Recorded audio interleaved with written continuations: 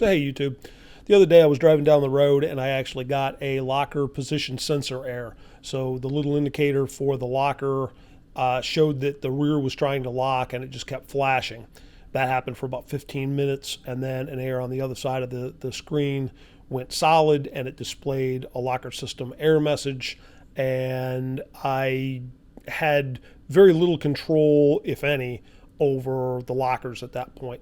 So I went and did some research. I found that ZAutomotive had this cable that would actually bypass that sensor and make the Jeep operate normally. So I went ahead, purchased one, and I'm going to show you the install. So YouTube, I got bit by the service axle locker system error message. So if you can see this little symbol here, it's showing that there's an error with the system, and it shows that the rear is locked. There's a little lock symbol on the rear axle. So this started up. At first it started blinking. Now at this point it's steady, and then at some point there was a permanent symbol almost identical to it on this side, and it would display that service axle locker system error message where the miles per hour are. So as you can tell, I've only got 28,000 miles on it, and yeah, I don't drive it a lot, but you know, I have times on the weekends where I go camping or off-roading or whatever. So I was kind of surprised to get this error. So there's a couple of reasons why this error can happen. So one of them is a potential electrical problem between the locker switch here and the sensor itself. So basically there's a sensor at the top of the differential that detects the position of the locker, whether it's on or off. And evidently, if you've changed your gears, it created a problem with that sensor because of like metal fragments, or maybe oil saturates the sensor after a while. There's a couple of different things that can go on. So I validated that I didn't have any issue with the wiring itself. I didn't have a broken wire. So I suspect the sensor's bad. And it seems kind of silly to me to, one, I understand the supply of those sensors is questionable. Two, buying the sensor and installing it, more than likely the same thing's going to happen to it. It's just a poor design by Jeep. So I looked for some solutions, and I found ZAutomotive, who makes my mini Taser, also makes a adapter for this particular problem that you plug in line between the wiring and the sensor, and it has its own little sensor that just sends the expected signal back to the system. So the only thing is, you're not getting a true indicator of whether it's locked or not, but I don't really think that's a huge issue, and it will eliminate this is a problem. Right now, I can't reliably use my locker system. And one of the things you want to be very careful about is if you have this error message, don't try the lockers, because I did that and it aired, but then all of a sudden the rear locker came on, and because there's air in the system, it took a while for me to get the locker disengaged. So at that point, then I couldn't drive it on pavement. So if I had to take it to a garage to get it fixed, that was going to be an issue. But yeah, so I went ahead and purchased the cable. They're fairly expensive. It's $180 for the cable, but I've got the cable, and I'm going to go ahead and install it and see if it gets rid of this error message. So right here on the top of the diff, this is on the passenger side, is the connector for the sensor, and this is the cable.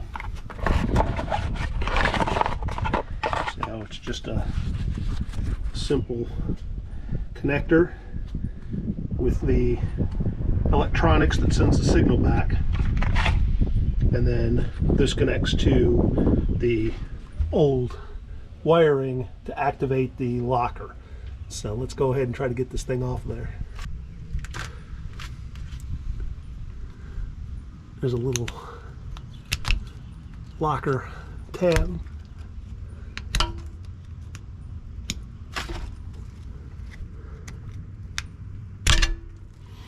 And it popped right off.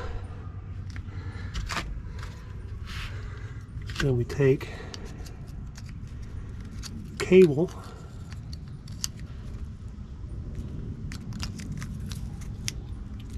and connect the cable in.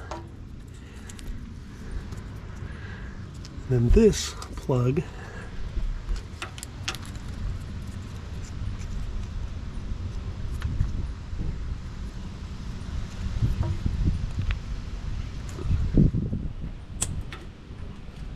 and it snapped in place. So that's it. I'll probably kind of tie that up a little bit so it's not going to flop around too much.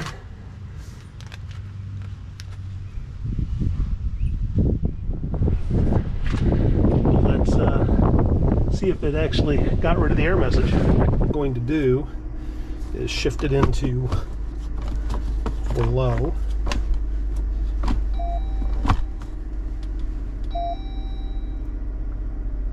So I've got it in 4 low.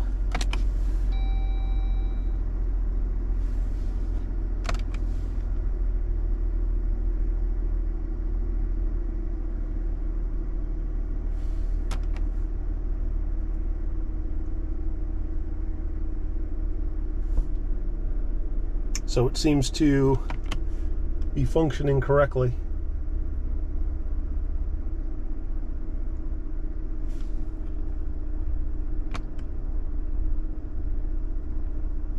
Yeah, so it's showing both the front and rear locked. And then turn them off. So before, when I was able to hit the button, this would just continue to flash. And it would flash until I turned the vehicle off and then turn it back on again. And the little air would stay up there all the time. So now that the lockers are off, it's on. So I'm going to hit the rear locker.